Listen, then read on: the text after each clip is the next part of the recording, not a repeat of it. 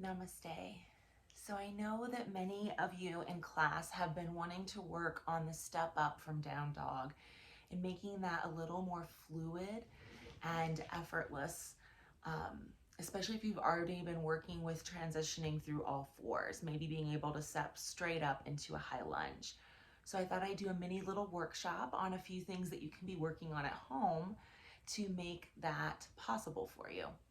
So the first thing to work on are the 4 points of a lunge.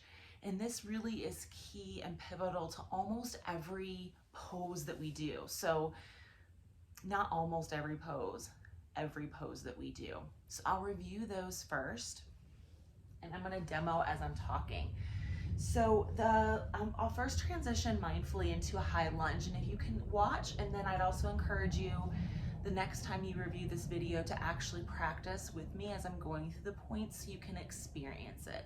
A reminder is yoga is very experiential, just like all physical things that we do to keep our bodies healthy. So the more you can experience it, the more that you will connect with what is being taught. So you can start in all fours, and we'll work our way into a high lunge. So first I'm stepping my right foot up into a low lunge, and I'm going to build here from the ground up. The first point of alignment in a lunge is to draw your thigh bones in towards center. You want to feel like everything's moving towards the space of your low belly, one of our focal points in yoga. So as I draw my thigh bones in a little bit more, my hips become stable and my low back becomes stable. The second point of alignment is to scoop your tailbone, engaging in your low belly. These will be pretty subtle. You may not be able to see a huge difference on camera, but as you practice this with me, you'll notice an engagement in your own body. As you scoop your tailbone, the third point of alignment is awareness down the back body. So now I'm going to start to pay attention to the top of my left shin and foot as I think about sending energy out and back. Even my little pinky toe is moving down towards the mat to distribute force along my body. And then the last point of alignment is lifting from low belly up to heart center. And as I continue to draw everything in, you'll find a little more lightness on your hands and your spine is long in the high lunge. So as I'm here, you can work on the transition to a high lunge. You'll notice as I transition to a high lunge, as I turn my back toe and lift knee, my hips are not going to change position, and neither is my torso. My torso is going to stay nice and long. Notice also that my chin is drawing in slightly, so there's length in the back of my neck. And I'm going to turn my toe under and just lift the back knee up into a high lunge. That's literally the only thing that changes. And then you begin to build from the ground up once again. So I'm drawing everything in towards center, scooping tailbone. Back leg is really strong. I'm sending energy out through the back leg. And then my spine is long. So this is a lot of work. You want to, of course, pay attention to your breathing, but as you strengthen this high lunge, you'll start to know where your body's moving towards when you step up from downward facing dog.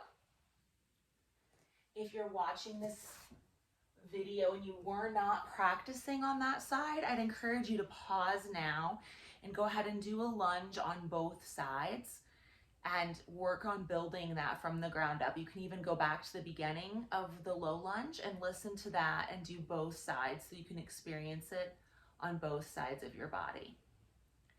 The next pose you can work on for the step up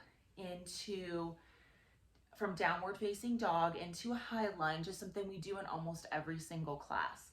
So mindfully helping yourself to all fours, you want to build here from the ground up.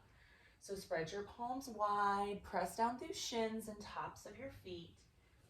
Same alignment points as I did in the lunge. So my thigh bones are moving in towards center. As I scoop my tailbone, the core becomes engaged. I'm pressing out through shins and tops of my back feet. And my spine is long, heart lifted. From here, you'll shift your weight slightly to the left and extend your right leg back behind you, hip level. Let the leg be strong. So this is again that third point of alignment. And as you draw your knee in towards your chest, you want to round through upper spine, but feel like you're moving your leg and knee from your low belly more than moving through the front of the thigh. So I'm going to draw everything in, round up through upper spine. Might notice my elbows are still soft here, and then extend back out. We do this variation sometimes with the arm, but for this practice, I'd really encourage you to focus on the movement of the leg. So you draw your knee in and extend it back. So practicing this slowly and mindfully really gets you to connect with the movements that you need in the step forward. So even as you're stepping the foot up, you're already building all the parts of the lunge. And then again, just like we did in the first pose in building a high lunge, I'd encourage you to pause this video now and practice this on both sides of your body. So you could even rewind just a little bit, listen to the cues on building from the ground up. Reminder that your breathing is the most important part of this. And then move your leg in and out, focusing on moving your leg from your low belly. It's very key in this. So the last posture that I would have you practice in preparation for this is a lot like the all fours. We're going to take it to the next level. So we'll work on downward facing dog first. Super important that you have your downward facing dog in a good place before attempting this. So if you're still working on your downward facing dog, I'd have you work there. Remember, staging is very important and only moving to the place in each pose that your breathing can stay deep and full. If you ever lose that deep, full breath, you need to come back for just a little bit. Wait until your breathing smooths back out, and then you can continue on again. It's just a signal that you went to a place today that's not quite right for you. It's going to change a little every day. So a few points to remember on downward facing dog as you're building that. And one of the most common mistakes in downward facing dog has to do with the third point of alignment, that awareness down the back of the legs. So we'll start in all fours here. Again, I'm building from the ground up, always from the ground up.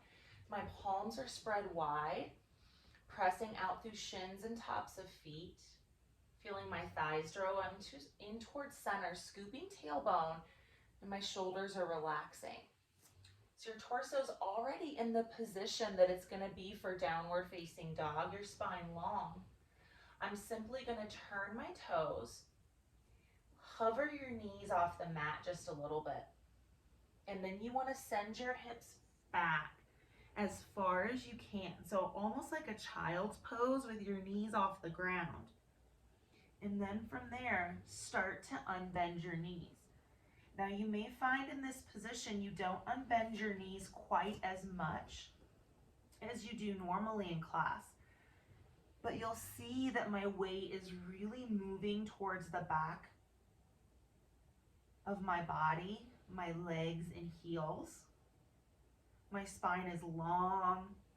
You can relax your shoulders a little more and your head hangs heavy. So from this downward facing dog, it gives you the strength to step forward. If your weight is more forward into your hands, if you are somewhere between a downward facing dog and a plank, the step forward's actually harder. So if you're unsure right now when we're on quarantine,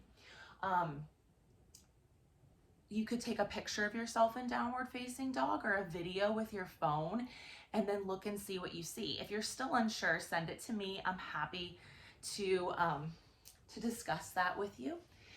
And so from your downward facing dog, with your hips back, the next stage to practice is you'd simply extend one leg behind you.